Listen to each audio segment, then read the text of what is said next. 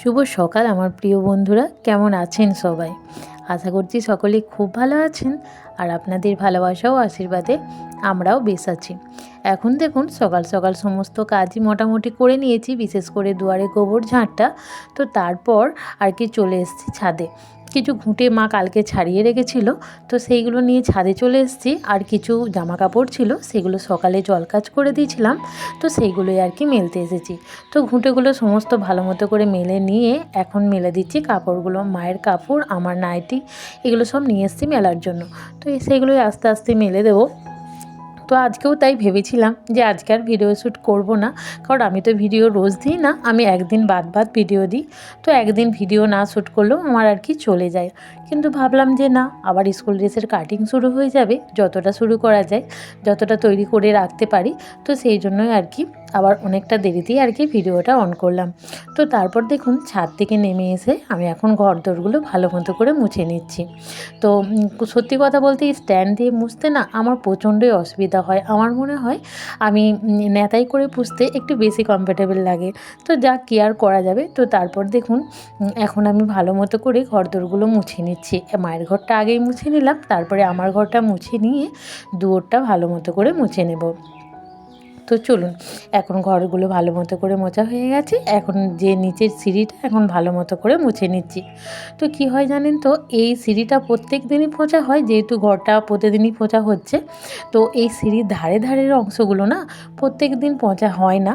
তো সেই জন্যেই আর কি ভালো মতো করে আজকে ভাবলাম যে একটু ভালো মতো করে ভিজিয়ে নিয়ে একটু ভালো করে পরিষ্কার করে দিই। তো তারপর দেখুন ওগুলো মোছা হয়ে যাবার পরে সেই যে জলটা ছিল ঘর মোছা, তো সেইটা নিয়ে এখন গোবরটা মাখিয়ে নিচ্ছি। এটা 2 দিনকার গোবর আছে, এর আগের দিন আর কি দেওয়া হয়নি। তো সেই জন্যই 2 দিনকার গোবরটা নিয়ে এখন আমি চলে যাচ্ছি ওই দেওয়ালের কাছে, ওখানে আর কি পিটিয়ে নেব। তো দেখুন আমি এখন গোবরটা ভালো মতো করে পিটিয়ে নিচ্ছি। আর কি হয়েছে জানেন তো, এই দিকেরগুলো তো মা কালকে ঘুঁটেগুলো ছাড়িয়েছে, যে ঘুঁটেগুলো আমি ছাদে মেলে দিয়ে আসলাম। তো সেই জন্যই ভাবলাম আজকে আর এখানটা দেবো না, এই নিচের দিকটা একটু ফাঁকা আছে, তো এখানটা করেই আজকে ভালো মতো করে দিয়ে দিই। তো সেই জন্য ওখানটা পুরোটা ভর্তি করে আজকে দিয়ে দিলাম, যেহেতু 2 দিনকার গোবর ছিল। আর এদিকটা আর কি কাঁধটা ফাঁকায় রাখলাম, এদিকটা পরের দিন দেবো। তো তারপর জানেন তো, আমাদের সকালে না ভাজা পিঠে করা হবে। কেন বলুন তো, আমার ছেলেটা কদিন ধরেই খাবো বলছিল, তো করার হয়ে উঠছিল না। আর আমি এর আগের হাটে আর কি গুড় আলু কিনে এনেছিলাম, যেটা লাল আলু, অনেকেই লাল আলু বলে থাকে।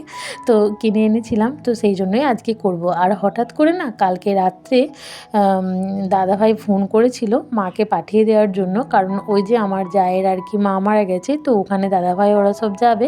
তো সেই জন্যই মেসোমশাইকে নিয়ে মাসিমা একা পারবে না। তো ওই জন্যই অনেকটা রাতের ফোন করেছিল যে মাকে যাওয়ার জন্য। তো সেই জন্যই মা বললো যেহেতু যাব, তো সেহেতু পিঠেগুলো করেই নিই, তাহলে ওদের বাড়িতেও কিছু নিয়ে যাওয়া হবে। তোমার মেসোমশাই খাবে, অসুস্থ মানুষ পড়ে আছে, তো এটা ওটা তো খেতে মন যায়। তো সেই জন্যই আর কি মা বললো করে নেওয়া হোক, তাহলে বিশালও খাবে আর ওখানেও দুটো নিয়ে যাব। ইতিমধ্যে মা ভাতও বসিয়ে দিয়েছে, যেহেতু ছেলের স্কুল আছে, ও খেয়ে স্কুলে যাবে। তো সেই জন্যই মা ভাত বসিয়ে দিয়েছে, উনুনটা ধরাচ্ছে, আর আমি আর কি ছেলের জন্য কলাই ভাতে দিয়ে দিলাম।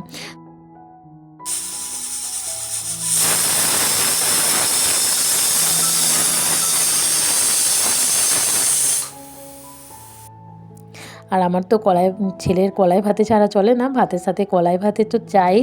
এদিকে দেখুন আমার প্রেসারের সিটি উঠে গিয়েছিলো, শুদ্ধ তো সবই হয়ে গেছে, ওটা ভালো মতো করে মাখিয়ে নিলাম। তবে জানেন তো অনেকটাই না নরম হয়ে গেছিলো, পরে আবার ময়দা দিতে হয়েছিল। তো যাক, তারপরে আমি ছাদে চলে এসেছি চাল মেলার জন্য। তবে জানেন তো, যদি জানতাম যে মা বাড়িতে থাকবে না, তাহলে কিন্তু এত চাল আর কি নুন মাখানো হতো না। প্রায় 25-26 কেজির মতো চাল নুন মাখিয়ে নিয়েছি, কারণ এখন তো রোদের জোর ভালোই। তো এখন যতটা পরিমাণে চালটা শুকানো যায়, আমার হাজব্যান্ড এর আগের মাসে আর কি 2 বস্তা চাল একবারে তুলে নিয়েছিল।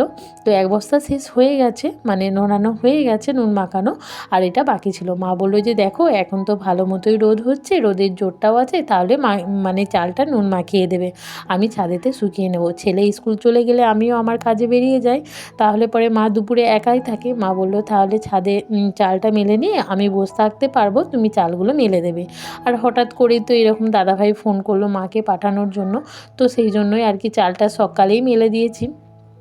ছেলেকে কিছুক্ষণ বসিয়ে রাখবো, তো তারপরে আবার চালগুলো রেখে দিয়ে মাকে আবার দিতে যাব। তো তার মধ্যে যতটুকু চালটা রোদ পায় আর কি, অনেকটাই তো ভিজে, কালকে বিকেলে নোনানো হয়েছে, মানে নুন মাখানো হয়েছে। তো দেখুন আমার চালগুলো কিন্তু সমস্তটাই মেলা হয়ে গেছে, 3টে জায়গাতে করে মেলে দিয়েছি। আর ছেলেকে বলেছি, বাবা তুমি একটু বসো, চালগুলো দেখো। তো তারপর ওকে স্কুল পাঠিয়ে দেওয়ার পরে মা আবার ছাদে এসে বসবে, আমিও আমার কাজে বেরিয়ে যাব। তো সেরকমই পরিকল্পনা করছি। এদিকে দেখুন সেই যে মাখিয়ে রেখেছিলাম আমি সব কটাই গড়ে নিয়েছি, তো মা এখন সেগুলো ছেঁকে নিচ্ছে, তো সেটাই আপনাদের সাথে শেয়ার করছি। তো প্রায় অর্ধেকের মতো ছাঁকা হয়ে গেছে, তো বাকিগুলো মা আবার ছেঁকে নিচ্ছে। তো মাই ছাঁকছে অবশ্য, আমি ছাঁকিনি, আমি শুধুমাত্র গড়ে দিয়েছিলাম। তো মা এগুলো ছাঁকতে ছাঁকতে আমি পাশের বাড়ি চলে গিয়েছিলাম দুধ আনতে, কারণ ছেলের জন্য প্রত্যেক দিন 1 পো করে দুধ কেনা হয়, তো সেটাই আর কি আনতে চলে গিয়েছিলাম। তো আমি এখন নিয়ে চলে এসেছি, যেহেতু পিঠেগুলো ভাজা হচ্ছে ওই গরম উনুনেই আর কি দুধটা বসিয়ে দেওয়া হবে, তো সেই জন্যই আর কি। আর এদিকে ছেলেকেও কিন্তু আমি খেতে দিয়ে দিয়েছি, কিছুই রান্না হয়নি। মা যেহেতু ওখানে যাবে, আর ওখানে না আমাকে খাওয়ার কথাও বলেছে, ওদের নাকি মাংস করেছে, তো সেই জন্যই আর কি কিছুই রান্না হয়নি। ছেলের জন্য কলাই ভাতে আলু ভাতে করে দিয়েছিলাম, আর এই যে ছেলেকে আর কি খাইয়ে দিচ্ছি। তবে আমার ছেলে জানেন তো, ওকে এক খাবল না খাইয়ে দিলে ওর আবার মনের শান্তি হয় না, তো সেই জন্যই বলছে, মা তুমি আমায় দুটি খাইয়ে দাও। তো ছেলেকে দুটি খাইয়ে দিলাম, তারপরে ও আবার খেয়ে নিল। ও ঘি কলাই ভাতে আলু ভাতে দিয়ে সুন্দর ভাতটা কিন্তু খেয়ে যায়। এদিকে দেখুন ওর টিফিনটা আর কি রেডি করে দিলাম। তবে জানেন তো, এই যে টিফিনটা আমি দিলাম, এতেও কিন্তু হয়নি, ও আরও কিছু নিয়েছিল। বলছে, মা আমাকে আরও কিছু দাও, মানে বন্ধুদের সাথে শেয়ার করে খাবে। তাই বললাম, বেশ ঠিক আছে নিয়ে নাও। তো তারপরে আর কি ও নিজেই নিয়ে নিয়েছিল। তো স্কুল চলে যাবার পরে এত কিছু ছিল বাসনপত্র, সেগুলো নিয়ে পুকুরে চলে গেছিলাম। তো তারপর দেখুন মা পুরোপুরি রেডি হয়ে গেছে, তবে চালগুলো কিন্তু এখনও তোলা হয়নি তখনকে। তো তারপর দেখুন সমস্ত চালটাই তুলে নিয়েছিলাম, এখন বাজে প্রায় ওই 12টার মতো। তো মা পুরোপুরি রেডি, মাকে দিয়ে আমি আবার বাড়ি চলে আসব। তো কেননা যেহেতু মাধ্যমিক পরীক্ষা শুরু হয়ে গেছে, ছেলের স্কুল হয়তো ফুল হবে না, কেননা মাস্টারমশাইদেরকে তো গাড়ির জন্য টেনে নেয়, তো সেই জন্যই আর কি ভাবলাম যদি চলে আসে, তো সেই জন্যই আর কি মাকে দিয়ে আমি সঙ্গে সঙ্গে ফিরে যাব। এদিকে দেখুন ওখানে আমি পৌঁছে গেছি, আর এত পরিমাণে সজনে ফুল হয়েছে কি বলবো। আগের ভিডিওতে আপনাদের সাথে শেয়ার করেছিলাম যে আমি কত সজনে ফুল এনেছি আমার হাজব্যান্ডের জন্য, তো এবার আর আনেনি জানেন তো। মাসিমা বারবার বলেছিল যে তুমি নিয়ে যাও, আমি নিয়ে আসিনি, কেননা আজকে বারটা ছিল সোমবার, ও আসবে আবার সেই শনিবার, মা বাড়িতে নেই। আমি একার জন্য না আর রান্না করব না, কারণ ছেলে খায় না, তাহলে সেই জন্য আমি আর নিয়ে আসিনি। যদি বৃহস্পতিবার কি শুক্রবার হতো তাহলে কিন্তু আমি নিয়ে আসতাম হাজব্যান্ডের জন্য। এদিকে দেখুন আমি কিন্তু ভাত খেতে বসে পড়েছি, আর ওদের বাড়িতে এত পরিমাণে মাছি কি বলবো। তবে বাড়িতে একটা রোগী থাকলে কিন্তু এরকমটাই হয়, কি আর করা যাবে বলুন। তো এদিকে দেখুন মাংস রান্না করেছিল, আর করেছিল মাছ, যেহেতু মাসিমা আর মা খায় না, তো ওই জন্য মাছ করেছিল, আর কিছুই করেনি। তবে মাংসের ঝোল থাকলে আর কিছুই লাগে না। তো আলু ভাতে ছিল। তো তারপর দেখুন আমি কিন্তু বাড়ি চলে এসেছি। তো বাড়ি এসে ঘর দোরগুলো ভালো মতো করে ঝাঁট দিচ্ছি, কেননা অনেকটাই দেরি হয়ে গিয়েছিলো। আর এসে পর আমি আবার একটু শুয়ে গেছিলাম, তো চেঞ্জ করা হয়নি। তো আমি দেখলাম অনেকটাই তো দেরি হয়ে গেছে, তাহলে আগে মানে বিকেলের ঝাঁটপাটটা দিয়ে নিই, তো তারপরে ফ্রেশ হয়ে নেব। তো তারপরে আর কি ঘর দোরগুলো ভালো মতো করে ঝাঁট দিয়ে নিলাম, অনেকটাই নোংরা হয়ে গেছিলো। তো সেই জন্য ভালো মতো করে ঝাঁট দিয়ে আবার মনুসোনাকেও মানে ঢুকিয়ে দিচ্ছি, যেহেতু ঠান্ডার সময় একটু তাড়াতাড়ি ঢুকিয়ে দেওয়া হয়, এখন বাজে ওই 4:30 মতো আর কি। তো সেই জন্য ওকে আর কি ঢুকিয়ে দিলাম। তো ওকে ঢুকিয়ে দেওয়ার পরে দেখছি যে ঝুড়িটার মধ্যে তো খড় ছিল না, তো ওকে আর কি খাবারটা দেবো বলে আর কি ওকে গোয়ালের মধ্যে ঢুকিয়ে দিলাম। তো তারপরে আবার ঝুড়িটা নিয়ে আসলাম ওকে কিছু খড় দেওয়ার জন্য। তো খড়গুলো আবার ঢেলে নেব, আর বেশি খড় ছিল না, মানে খড় কাটা বেশি ছিল না, এই বস্তাটা প্রায় আর কি শেষ হয়ে গেল। তো আবার একটা নতুন বস্তা সকালেই ধরতে হবে, তো সেই জন্য আর কি ওকে এই খড়গুলো নিয়ে আর কি দিয়ে দেবো। তো তারপর অনেকটা সময় পার করে ফেলেছি, এখন সন্ধেবেলা। তো সন্ধেবেলায় মেশিনে কিছু কাজ ছিল, তবে যা কাজ ছিল প্রায় সবই শেষ করে ফেলেছি। তো দুটো খালি কাজ ছিল, এই আসন আর একটা হচ্ছে ঠাকুরের চাঁদোয়া করা। তো সেই চাঁদোয়াটা যদি ঠাকুর মন্দিরে লাগানো হয় অবশ্যই আপনাদের সাথে শেয়ার করব একদিন। তো এখন আর কি আসনটা করে নিচ্ছি। তো ওই দিদিভাই দিয়ে গেছে, মানে পাশের বাড়ির ওই দিদিভাই দিয়ে গেছে যাদের আর কি ঠাকুর মন্দিরে, তো তাদেরই।